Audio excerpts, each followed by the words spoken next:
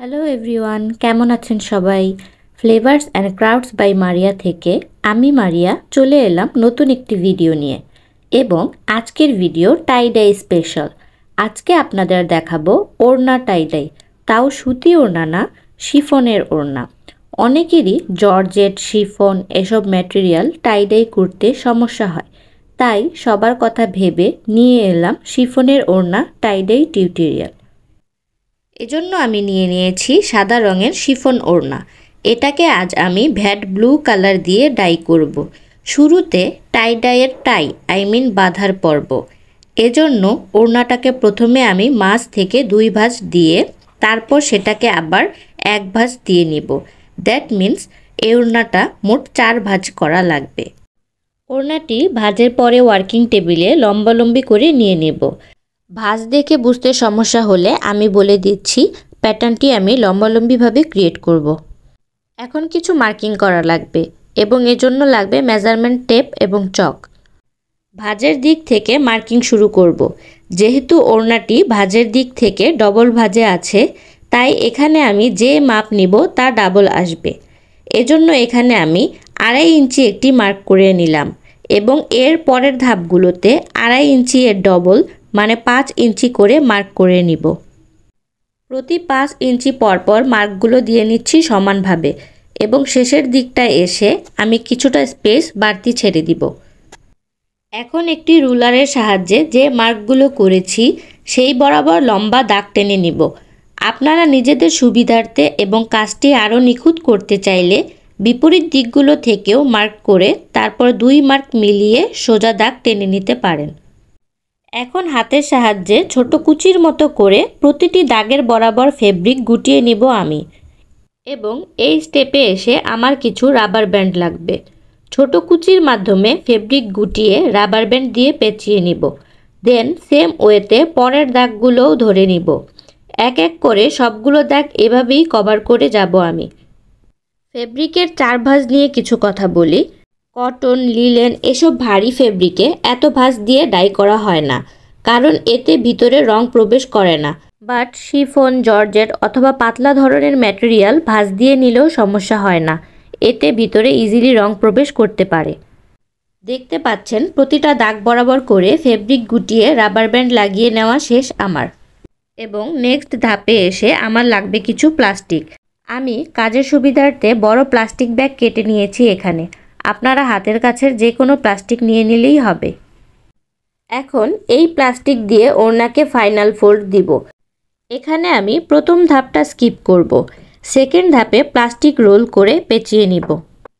এরপর শক্ত সুতা দিয়ে পুরো প্লাস্টিক টাইটলি পেঁচিয়ে বেঁধে নিব। আজকের ফোল্ডিংয়ের কাজে প্লাস্টিক ব্যবহারের কারণটা বলি। প্লাস্টিক পেঁচানোর কারণে ডাইয়ের সময় এই স্পেসগুলোতে রং প্রবেশ করবে না।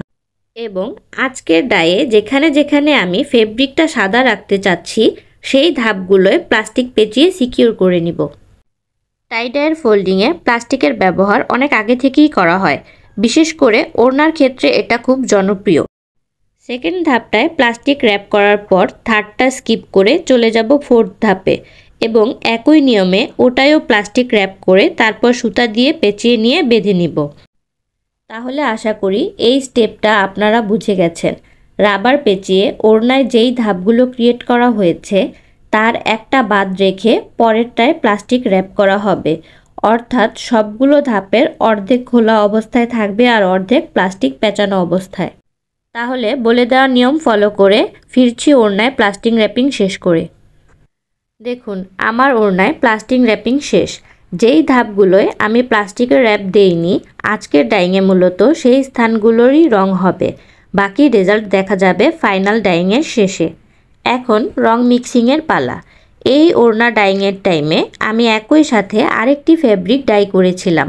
আপনারা যাতে কনফিউজড না হন তাই এটা আগেই বলে রাখা। এখানে আমি ওড়নার জন্য কতটুকু রং এবং পানি লাগবে সেটা বলে দিচ্ছি আপনাদের।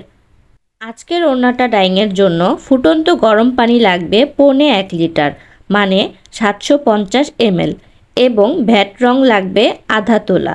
আজকে আমি এখানে রয়্যাল ব্লু কালারের ভ্যাট কালার ইউজ করেছি।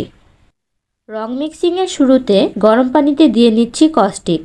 এরপর দিব হাইড্রক্স, দেন এই দুইটা নেড়ে চেড়ে মিক্স করে দিয়ে নিব রং। নাড়াচাড়ার ক্ষেত্রে কাঠের কিছু ইউজ করা বেটার। আর হ্যাঁ, গ্লাভস পরতে কিন্তু ভুলবেন না। রং দেওয়ার পর তা পানির সাথে ভালো করে নেড়ে মিশিয়ে নেব এবং এরপর দিয়ে দেব আজকের ডাইংয়ের জন্য রেডি করে রাখা ওড়নাটা। যেহেতু পানি খুব গরম, তাই কাঠের রুলারের সাহায্যে ভালো করে নেড়ে চেপে চেপে ওড়নার রঙের মধ্যে ডুবিয়ে নেব। খেয়াল রাখতে হবে যাতে ওড়নার কোনো দিক শুকনো না থাকে, পুরাটা ওড়না যাতে রঙের মিক্সচারে ডুবে থাকে। ওড়না উল্টে পাল্টে রঙে ডিপ করে রেখে দিব 10 মিনিট এবং এই 10 মিনিটের মধ্যে 1-2 বার ওড়না আবারও উল্টে পাল্টে নেড়ে নিব। রঙের মিক্সচারে ওড়নাকে 10 মিনিটের রেস্টের পর ফিরছি আবারও।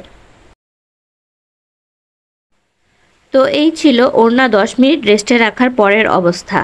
এখন এই ওড়না রং থেকে তুলে নর্মাল সাদা পানিতে ওয়াশ করে নিব যাতে ওড়নায় থাকা এক্সট্রা রং ধুয়ে যায়। ফিরে এলাম ওড়না নর্মাল ওয়াশের পর এবং এখনের পার্টটা মোস্ট এক্সাইটিং। ঝামেলারও বটে, মনের সুখে অপছন্দের জিনিসপত্রের কথা ভেবে যেসব কষানো বাঁধনগুলো দিয়েছিলাম তা এক এক করে এখন খুলে নিতে হবে। উফ, তর যেন সইছে না। এখনই দেখা যাবে আমার প্লাস্টিক টেকনিক কতটুক কাজে আসলো। আসলেই ভিতরের পার্ট সাদা রাখতে পারলো নাকি রং প্রবেশ করে সব খাটুনি বৃথা গেল। প্রথম বাঁধন তো খোলা শেষ, তো আসুন প্রথম ঝলক দেখে নিই। যাক বাবা, কষ্ট বৃথা যায়নি, একদম সলিড সাদা, যেমনটা আমি রাখতে চেয়েছিলাম। অফ ক্যামেরায় আমি বাকি বাঁধনগুলো খুলে নিয়ে দেখাচ্ছি আপনাদের। এই তো আমার সম্পূর্ণ ওড়নার বাঁধন খোলা শেষ। আই উইশ বাস্তবেও যদি এমন নিমিষেই বাঁধনগুলো খোলা যেত। তো এই হলো আমার আজকের টাইডাই ওড়নার ফুল লুক, 2 শেডের স্টেপ টাইডাই। বলে রাখি, যেহেতু এটা এখন ভিজা অবস্থায় আছে তাই রংটা যতটা গাঢ় দেখাচ্ছে শুকানোর পর তার চেয়ে একটু হালকা দেখাবে। কটন ফেব্রিকে যে কোনো কালার যতটা স্মুথলি ক্যাচ করে, জর্জেট অথবা সিনথেটিক ম্যাটেরিয়ালগুলো ওইভাবে করে না। এজন্য সেম কালার দিয়ে আপনারা যদি জর্জেট এবং কটন ফেব্রিক ডাই করেন, দেখবেন কালারটাও দেখতে ভিন্ন দেখাচ্ছে। তো এখন এই ওড়নাটা আমি শুকাতে দেব এবং নেক্সট ক্লিপে শুকানোর পর ওড়নার লুক আপনাদের দেখাবো। তো গাইস, এই হচ্ছে ওড়না শুকানোর পরের লুক। যেমনটা আমি বলেছিলাম, শুকানোর পর এটার রং হালকা আসবে, তবে যে রংটা এসেছে সেটা খুব সুন্দর একটা স্কাই ব্লু কালার এবং আমার তো খুব পছন্দ হয়েছে। আপনাদের কেমন লেগেছে তা কমেন্ট বক্সে জানাবেন প্লিজ। ওড়নাটার মোস্ট ইন্টারেস্টিং পার্ট হচ্ছে আমার এই ওড়নাটা লেস করা ছিল 4 সাইড থেকেই এবং যেভাবে যেভাবে ওড়না ডাই করেছি আমি, লেসও সেই ওয়াইজ কালার হয়েছে, যা ওড়নার সৌন্দর্য আরও বাড়িয়ে এনেছে। তো আজকের টাইডাই ভিডিও এই পর্যন্তই। ভিডিওটি কেমন লেগেছে জানাবেন। ভালো লেগে থাকলে প্লিজ একটি লাইক দিবেন। চ্যানেলটি সাবস্ক্রাইব না করে থাকলে সাবস্ক্রাইব করার অনুরোধ রইল। ভিডিওটি শেয়ারের মাধ্যমে অন্যদের দেখার সুযোগ করে দিন। সবাই ভালো থাকবেন। আল্লাহ হাফেজ।